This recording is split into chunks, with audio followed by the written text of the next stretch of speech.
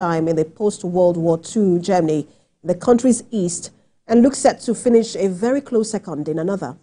Germany's anti-immigration Alternative for Germany is celebrating a historic success with a big victory for the FarRight party in the eastern state of Thuringia.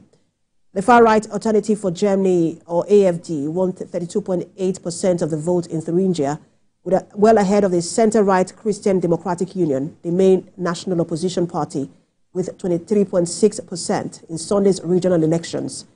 The FarRight party is almost certain to be excluded from power by cooperation between rival parties. Meanwhile, the poor showing by parties from the center-left coalition led by Chancellor Olaf Scholz is likely to increase tension within the government.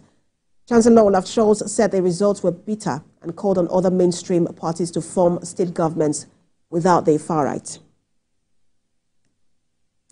I have joining me on the news journalist Francis Hughes. He joins me to discuss the FarRight state win. Good to have you join us. Yeah. What likely impact will this have on an already fractious ruling coalition? That's a very good question. I think what we really should be trying to understand is why people in Germany are voting for far-right neo-Nazi, neo-fascist parties. And what we're witnessing across Europe, which includes France and includes the recent race riots in Britain, where the Reform Party, who would be seen to be the far-right in Britain, received over 4 million votes. What we're facing here is the failure of the elite. We're witnessing the failure of neoliberal austerity policies.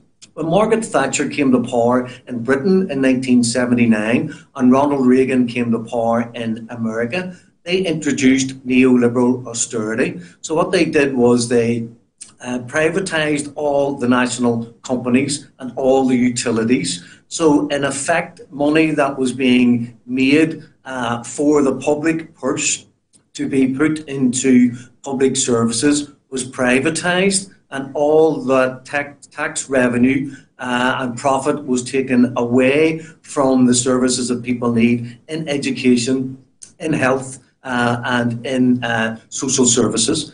So what we have is a failure of the political elite, the centrists, and the economic fallout from that is being felt by the working class and the middle class across Europe.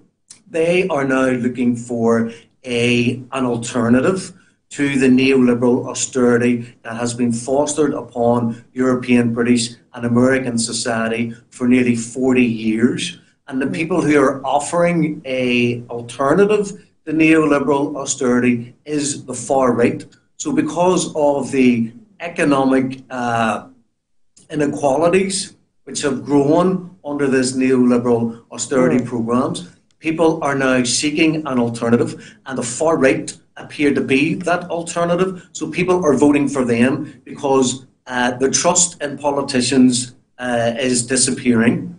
The trust in the institutions. Interesting you mentioned that, because there is indeed a rise in anti-establishment parties in Europe. And with that in mind and the explanation you just gave, what sort of pressure will that now put on Chancellor Olaf Scholz? And when you also consider that it's just 1 year before the national election? Well, what will happen is we're witnessing the rise of populism. So in elections across Europe, and as we're witnessing in Germany at the moment, what you will have is a fracturing of the centre, a further marginalisation of the left, and the people who step forward saying the immigrants are the problem, they will change the immigration status of the people who are arriving.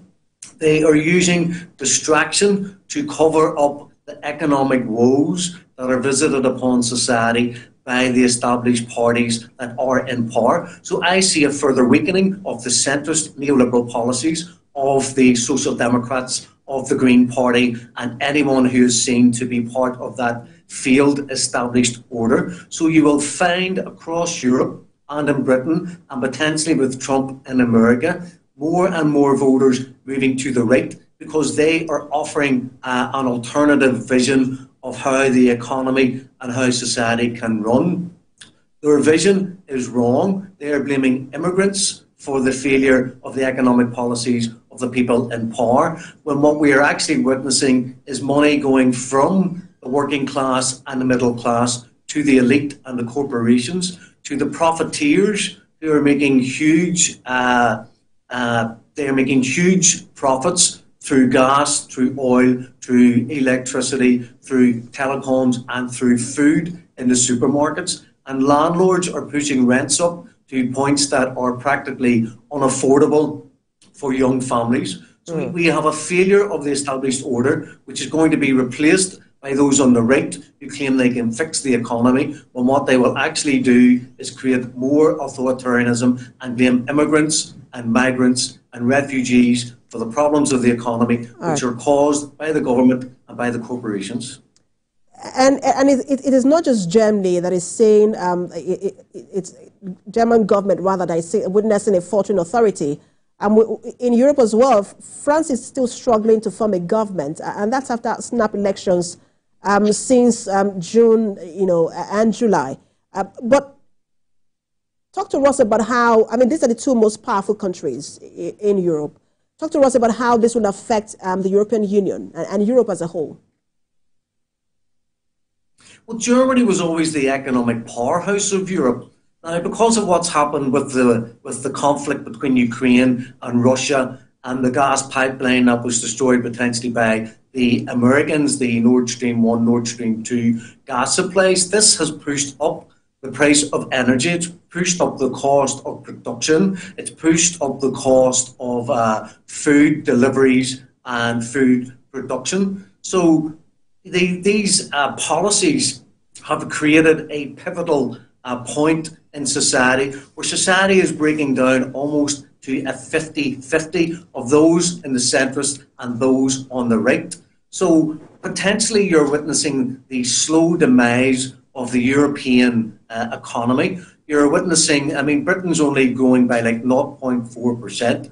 America is struggling. The West in general is struggling to get out of the post-COVID, the post-2008 financial distress, and the fact that the economies are struggling, inflation is high, rents are high. We will just see an implosion potentially within society between those who are supporting neo-fascism and those who are supporting this neoliberal agenda. So you will just see more and more conflict within governmental structures, which will lead potentially to more violence, potentially on the streets, which no one wants to see. Thank you so much for your time. Always a pleasure to have you on, journalist Francis Hughes. Thank you.